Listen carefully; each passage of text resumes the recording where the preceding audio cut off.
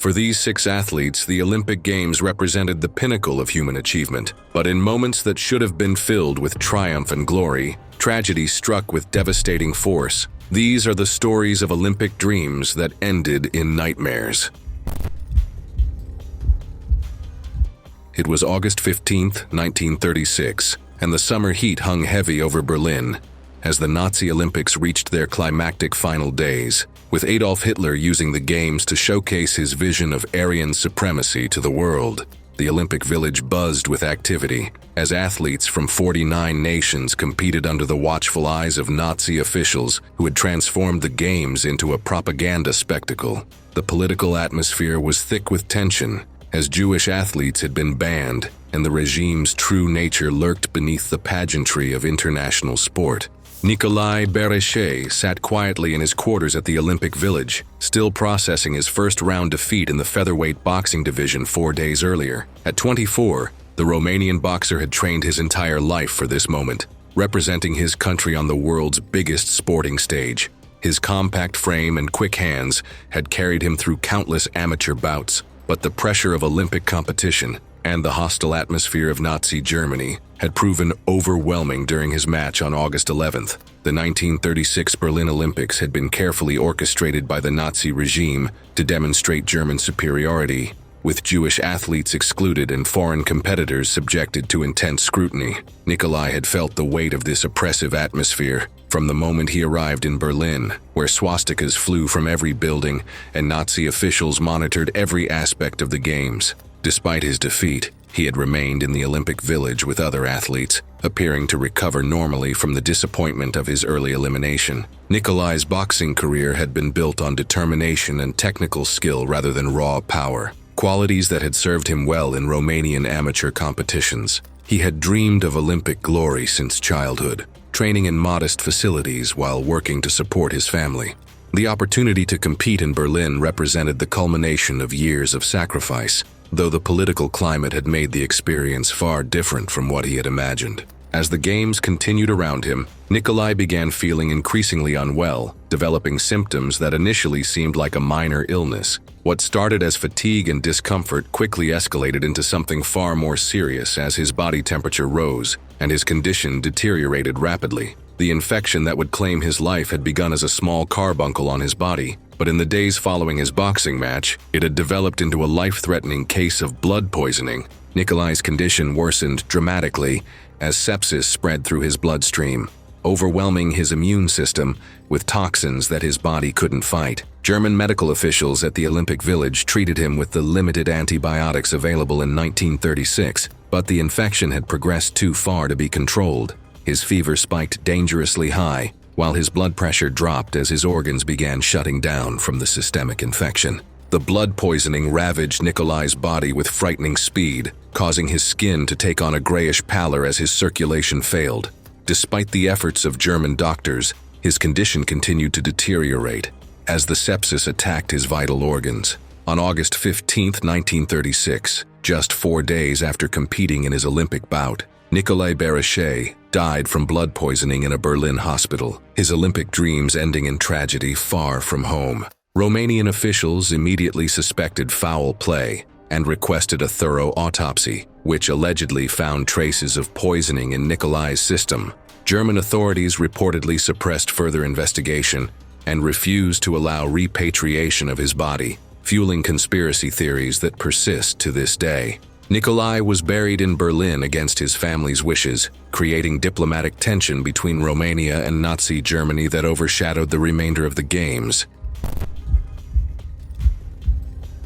It was January 22, 1964, and the crisp mountain air of Innsbruck carried the excitement of the Winter Olympics as athletes prepared to compete in the first-ever Olympic luge competition. The sport was making its debut at the 1964 Games, bringing together the world's best sliders to race down a challenging track carved into the Austrian mountainside. The luge course at Eagles featured steep drops and technical curves that would test the courage and skill of athletes hurtling down the ice at speeds exceeding 60 miles per hour. Kazimierz Skrzypecki adjusted his racing helmet as he prepared for another training run on the track that had become both his passion and his greatest challenge. At 30, The British luge racer was older than most of his competitors, having discovered the sport later in life after serving as a Royal Air Force pilot. His military background had given him the discipline and fearlessness needed to excel at luge, but nothing in his flying experience had prepared him for the unique dangers of racing down an ice track at highway speeds. The inaugural Olympic luge competition represented the culmination of years of effort to establish the sport on the international stage. Kazimierz had been instrumental in developing luge in Britain, working tirelessly to build the sport from virtually nothing into an Olympic discipline. His enthusiasm for luge was infectious, and he had recruited other athletes to join him in pursuing what many considered a suicidal pastime. The Innsbruck track was new and challenging, with athletes still learning its dangerous curves and high-speed sections through repeated training runs. Kazimierz had been gradually building up speed and confidence on the course, studying each turn and memorizing the optimal racing lines. His experience as a pilot had taught him to respect dangerous equipment while maintaining the confidence needed to push limits, skills that had served him well in his transition to luge racing. As one of the pioneers of Olympic luge, Kazimierz felt the weight of representing not just Britain, but the entire sport in its Olympic debut. He knew that the performance of athletes like himself would determine whether luge would continue as an Olympic discipline or be relegated to obscurity. This pressure had driven him to train harder and take more risks than he might have otherwise, pushing the boundaries of what was considered safe on the challenging Austrian track. During his training run on January 21st, 1964, Kazimierz was racing at high speed when he lost control of his luge on one of the track's most dangerous curves. The sled careened off the racing line and crashed violently into the track barriers, sending him tumbling across the ice with devastating force. The impact caused massive head trauma and a fractured skull, while his pelvis was also broken in multiple places from the violent collision. Emergency medical personnel rushed to the crash site and immediately recognized the severity of Kazimierz's injuries. He was unconscious and bleeding heavily from his head wounds, while his broken pelvis indicated internal injuries that could prove fatal. The medical team worked frantically to stabilize him before transport to a local hospital, where surgeons prepared for emergency surgery to save his life. At the hospital, doctors discovered the full extent of Kazimierz's injuries, including severe brain trauma that had caused dangerous swelling and bleeding. The surgical team worked through the night to relieve pressure on his brain and repair the damage caused by the high-speed crash. Despite their efforts, Kazimierz's condition remained critical as his body fought to survive the massive trauma. On January 22, 1964, during emergency surgery, Kazimierz Skrzypecki's heart stopped and could not be restarted, making him the first athlete to die in Olympic luge competition. His death cast a shadow over the inaugural Olympic luge event and raised serious questions about the safety of the sport he had helped establish. The luge competition continued as planned, but with enhanced safety measures and medical personnel on standby, while Kazimierz was remembered as a pioneer who had paid the ultimate price for his sport's Olympic recognition. It was January 25, 1964, and the snow-covered slopes of Pacherkofel Mountain gleamed in the Austrian sunlight as skiers prepared for training runs on one of the world's most challenging downhill courses. The 1964 Innsbruck Winter Olympics had drawn the globe's fastest alpine skiers to compete on terrain that would test their courage and skill at speeds exceeding 60 miles per hour. The downhill course was notorious for its steep gradients and technical sections that separated the brave from the reckless, where split-second decisions could mean the difference between victory and disaster. Ross Milne adjusted his racing goggles as he prepared for a practice run that would familiarize him with the course before the official competition began. At 19, the Australian alpine skier was competing in his first Olympics, representing a nation with limited winter sports tradition on the world's biggest stage. His youthful enthusiasm and natural talent had carried him through the Australian selection process, earning him recognition as his country's best downhill skier, despite his relative inexperience on European courses. The young Australian had been skiing since childhood in the snowy mountains, developing his skills on terrain that was challenging but far different from the steep, icy slopes of the Austrian Alps. Ross had won national titles in 1963, demonstrating the speed and fearlessness that made him a natural downhill racer. His selection for the Olympic team represented not just personal achievement, but hope for Australian winter sports on the international stage. The Innsbruck downhill course was known throughout the skiing world for its technical difficulty and high speeds, with sections that challenged even the most experienced European racers. Ross had been studying the course layout and watching other skiers navigate its most dangerous sections, preparing mentally for the physical challenge that awaited him. His coaches had emphasized the importance of building speed gradually during practice runs, but Ross's competitive nature made patience difficult. The practice session was crowded with multiple skiers on the course simultaneously, creating dangerous conditions as athletes tried to find clear racing lines while avoiding collisions. Ross was aware of the risks but was determined to get the most out of his limited practice time on the unfamiliar course. His goal was to learn the optimal racing lines and build confidence for the competition that would define his Olympic experience. During his practice run, Ross was skiing at high speed when he came upon a group of skiers ahead of him, crowding a section of the course that left little room to maneuver. Traveling at roughly 60 to 70 miles per hour, he attempted to swerve and slow down to avoid a collision with the other competitors who had created a bottleneck on the narrow racing line. In the split second of decision, his skis caught an edge, sending him off balance. He lost control and was thrown off the racing line, careening off the course before crashing directly into a tree with devastating force. The impact caused massive head trauma that proved instantly fatal. The sound of the collision echoed across the mountainside as fellow skiers and officials realized that something terrible had happened. Emergency medical personnel reached the crash site within minutes, but Ross's injuries were beyond any medical intervention. The impact with the tree had caused such severe trauma that he was declared dead on arrival at the hospital in Innsbruck. His promising skiing career and Olympic dreams had ended in an instant on the slopes of Patscherkofel Mountain. Ross Milne's death sent shockwaves through the Australian Olympic team and the international skiing community, making him the first Australian Olympic athlete to die during competition. His tragedy led to immediate safety improvements on the downhill course, including better crowd control and enhanced safety protocols for practice sessions. The young skier was remembered as a talented athlete whose death helped improve safety standards that would protect future Olympic competitors. It was August 14, 1948, and the post-war atmosphere of London carried both hope and uncertainty as the first Olympics since 1936 brought together athletes from a world still healing from global conflict. The 1948 Summer Games represented a return to international sporting competition after the devastation of World War II, with nations eager to demonstrate their recovery through athletic achievement. The gymnastics competition at Earl's Court was particularly anticipated, as the sport had evolved dramatically during the war years. Eliška Misakova had arrived in London with the Czechoslovak women's gymnastics team, her dreams of Olympic glory burning bright despite the modest circumstances that had shaped her athletic career. At 22, she had trained for years to represent her country in gymnastics, one of the most prestigious Olympic sports where Eastern European nations traditionally excelled. Her dedication to the sport had been unwavering, despite the hardships of war and the limited resources available for athletic training. The Czechoslovak women's gymnastics team had high hopes for medal success at the London Olympics, with Eliška serving as an integral part of their competitive squad. She had worked alongside her teammates, including her sister Miloslava, to develop routines that would showcase their technical skill and artistic expression.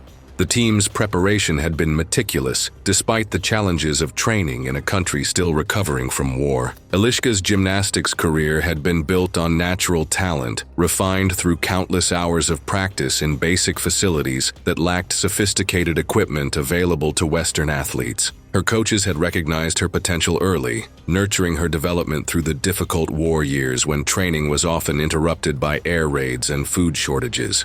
Shortly after arriving in London for the Games, Eliška began feeling unwell with symptoms that initially seemed like a minor illness brought on by travel and competition stress. Her teammates were preparing for their gymnastics events while Eliška's condition began to worsen in ways that alarmed the team's medical staff. What had started as fatigue and general malaise quickly developed into something far more serious. Eliška was diagnosed with poliomyelitis, a highly contagious and often fatal disease that attacks the nervous system and had claimed thousands of lives before the development of effective vaccines. The diagnosis was devastating not just for Eliška, but for her entire team, as the infectious nature of polio meant that other athletes could be at risk. She was immediately hospitalized and isolated from her teammates. The disease progressed with frightening speed, causing paralysis that spread through Eliška's body as the polio virus attacked her nervous system. She was placed in an iron lung to help her breathe as respiratory failure set in,